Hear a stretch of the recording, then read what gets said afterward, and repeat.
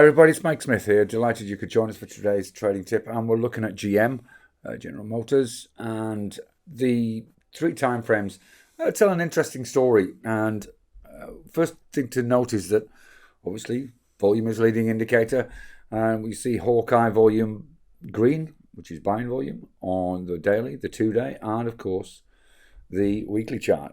Even though we had a little pullback from the previous close in the last session, we're still sort of teetering just under this 33 level. Now, why is that important? Well, if we look at the weekly chart, I put a line on here at 33 just to sort of show you how important this level is.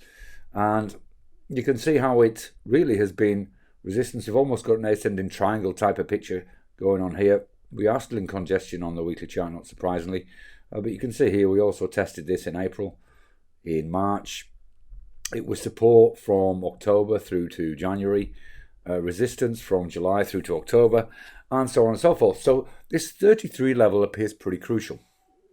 And so we look as though we can potentially test it again, providing we get some, if you like, tailwind from possibly the non-farm payrolls when we get that later on before market opens today. And generally speaking, a market which appears to be reluctant to break out of a trend, but GM are certainly worth keeping an eye on. Now, how would we trade this now? Well, with that potential line in the sand at 33, it does give us the opportunity, particularly if there's a pullback that holds 32. You see there we had a retracement, some trading over a few days between 31.50 and 32. So if we've got a retracement back down to here and then another up move, we could look for a butterfly type trade, assuming it's going to stay within the range at 32, 33, 34. A more conservative would perhaps be, depending on which option series you're going to choose, you could look to 31, 33, 35 if you wanted to take it out a little longer. And the reason I say 35 is, of course, if we look at the weekly chart, you'll see that around $35 looks like probably the next line in the sun that may show some resistance.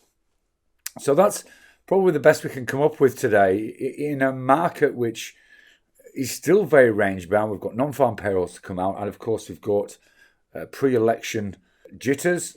Perhaps it would be interesting to see how the debate goes on Sunday, and of course we've got the events going on in Florida with the hurricane wreaking havoc, and of course we send our best wishes to anybody in that area. Be safe, and our thoughts are with you.